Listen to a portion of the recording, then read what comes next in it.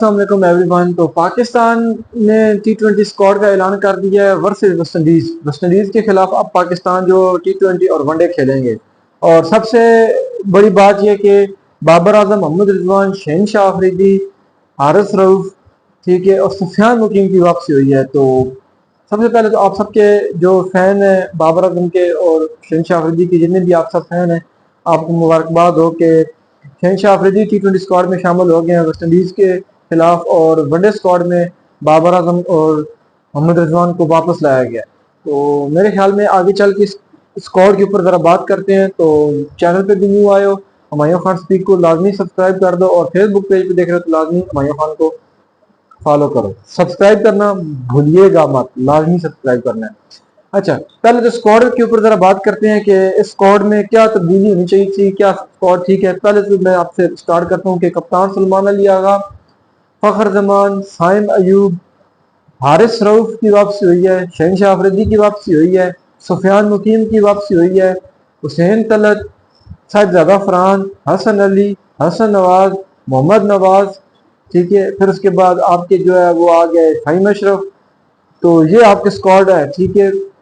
इसमें सबसे main point क्या गलती कर गया पीसीबी, बाबर आजम को आपने T20 स्क्वाड में क्यों नहीं शामिल किया? आपने अभी तक बांग्लादेश वाली सीरीज से नहीं सीखा। स्क्वाड अच्छा है, स्क्वाड का ऐलान अच्छा किया गया।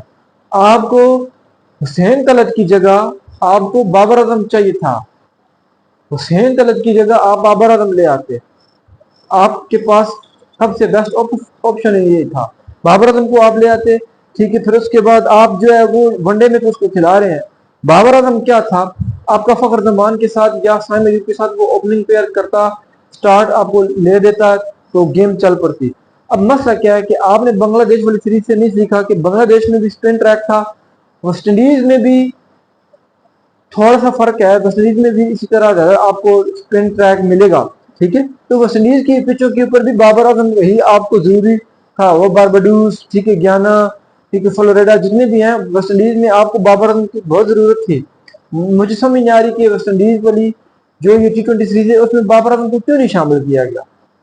और मैं आपको बता रहा हूँ कि आपको बाबर आजम ही वो वाइड प्लेयर है जो स्पिन के खिलाफ वो आपको थोड़े से रन दे सकता है निकाल के। बाबर आजम भी स्पिन के खिलाफ स्ट्रगल करता है, बाबर आजम भी स्पिन के खिलाफ फिलाप होता है, लेकिन वो कई दफा उसको स्पिनर ने आउट किया है। राशिद खान ने आउट कर दिया कई दफा, उसके बाद आदिल रशीद ने, एडम जंपा ने। तो ये नहीं कि बाबर आजम ने उनके खिलाफ रन नहीं बनाए, बाबर आजम ने उनके खिलाफ रन भी बनाए। सब स्क्वाड सही है। ये जो बांग्लादेश वाला स्क्वाड था इसमें क्या था कि आपने ओपनिंग प्लेयर गलत खिलाया। आप बांग्लादेश वाले मैच क्यों आ रहे पहले दो, आपके ओपनर नहीं चल सके, आपके दोनों ओपनर मार धाड़ करने में लगे थे। माइक हसन क्या कह रहे थे कि माइक हसन कह रहे थे कि मैं यार अपने प्लेयरों को कह रहा हूँ कि जाके मारना नहीं है, स्टार्ट करें, आगाज करें, क्योंकि वहां की पिचेज ऐसी हैं। वहां पे 140-50, ये बांग्लादेश वाली वो जो मीरपुर की पिचेज थी ना, वो 180-190 रन की नहीं थी, ठीक है। मैं दोबारा से स्क्वाड आपको बता दूं कि कप्तान सलमान अली आगा, हारिस रऊफ, हसन अली, शहनशाह अफरीदी, सलमान मिर्जा को ड्रॉप कर दिया गया T20 से, ठीक है। उसके ऊपर मैं बाद में बात करता हूँ। फिर हुसैन तलत, आपके फ़हीम अशरफ, हसन नवाज, मोहम्मद नवाज, ठीक है, साहिबजादा फरहान, सुफियान मुकीम को ऐड किया गया। अब बहुत अच्छी, और ये अच्छी सोच, ये ही जो चाहता था मैं कि यार, मैंने पिछले ब्लॉग में भी आपको बताया कि सुफियान मुकीम को आप ऐड करते हैं। सुफियान मुकीम आपके वेस्ट इंडीज वाली जो ट्रैक है ना, वहां पे आपको ये इम्पैक्ट अपना शो कर सकता है, क्योंकि देखिए आपके पास अभी स्पिनर है कौन, इब्रार अहमद को भी टीम में शामिल किया गया, इब्रार अहमद भी शामिल है टीम में। तो ये 14-15 का स्क्वाड था, इब्रार अहमद भी वापस आ गया टीम में। अब इब्रार अहमद, सुफियान मुकीम, अगर वहां पे आपको स्पिन ट्रैक मिलता है तो ये इब्रार अहमद और सुफियान मुकीम एक ऐसे वाइड प्लेयर होंगे जो आपकी विकेटें निकाल के, आपको विकेटें निकाल कर देंगे, वरना तो आपके पास कोई ऐसा मिस्टर स्पिनर था ही नहीं, ठीक है। अब मसला क्या किया कि पीसीबी ने यहाँ पे क्या किया कि हमारा एक प्लेयर जो वो सीरीज में अच्छी परफॉर्मेंस देता है, ठीक है, उसको अगली सीरीज में ड्रॉप कर देते हैं। सलमान मिर्जा को आपने क्यों ड्रॉप किया? और T20 वर्ल्ड कप तक आप ने, एशिया कप तक आप, सितंबर में आपका एशिया कप है, फिर उसके बाद सलमान मिर्जा को आपने ड्रॉप करने की मुझे वजह बताएं। मुझे समझ नहीं आ रही कि क्या लॉजिक है। सलमान मिर्जा को पता है किसने ड्रॉप क्यों ड्रॉप हुआ है? क्योंकि आपके हारिस रऊफ की जगह वो मारा था। अब हारिस रऊफ ठीक है, वो स्पीड के ऊपर उसको दोबारा चांस दिया गया कि हारिस रऊफ की स्पीड ठीक है, ठीक है, वो अभी अमेरिका में लीग भी खेल रहा है तो उसकी स्पीड ठीक है। लेकिन मुझे ये बताएं कि सलमान मिर्जा आपका वो वाहिद बॉलर था जो आपका इस वक्त बांग्लादेश सीरीज वाली में हाईएस्ट विकेट टेकर है। आपका वो जो है सलमान मिर्जा वो वेस्ट इंडीज वाली पिच पे इसी तरह बॉलिंग करवाता जिस तरह उसने वेस्ट इंडीज में करवाई है। आई डोंट नो कि सलमान मिर्जा को क्यों नहीं शामिल किया गया। अगर आपको सलमान मिर्जा को T20 में नहीं शामिल कर, वनडे में शामिल करते, आप उसको खिलाएं। अभी सोचें कि एक तरफ सलमान मिर्जा लेफ्ट आर्म, एक तरफ शहीन शाह अफरीदी, इन दोनों का कॉम्बिनेशन होता तो कितना अच्छा होता। आपको अभी भी मैं बता रहा हूँ कि शहीन अफरीदी आएगा तो वो जरूर मार खाएगा। शहीन अफरीदी की वो बॉलिंग नहीं थी, लेकिन अभी वेस्ट इंडीज में जाके पता चलता है कि पाकिस्तान ये इस कॉम्बिनेशन के साथ क्या करता है। लेकिन जिस तरह वेस्ट इंडीज की फॉर्म चल रही है, ऑस्ट्रेलिया के खिलाफ वो खेले इसी तरह, ठीक है, लेकिन वेस्ट इंडीज या काली आंधी उनका कोई पता नहीं है, वो किसी टाइम भी किसी टीम को दबोच लेते हैं। तो ये आपके सामने वो बहुत सारी मिसालें हैं वेस्ट इंडीज की कि वेस्ट इंडीज किस तरह खेलता है। ओपनिंग प्लेयर अगर आपका सब ज्यादा फरहान आता है फखर जमान के साथ, तो आपको बाबर आजम लाजमी वन डाउन था।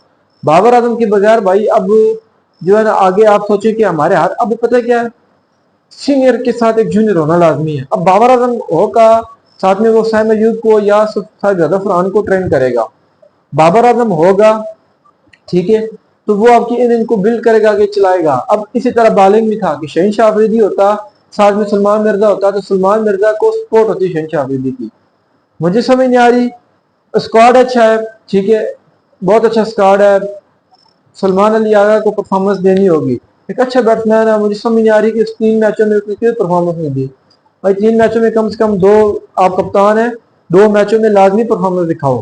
पहली बात हो कि आप 3-3 में दिखाओ।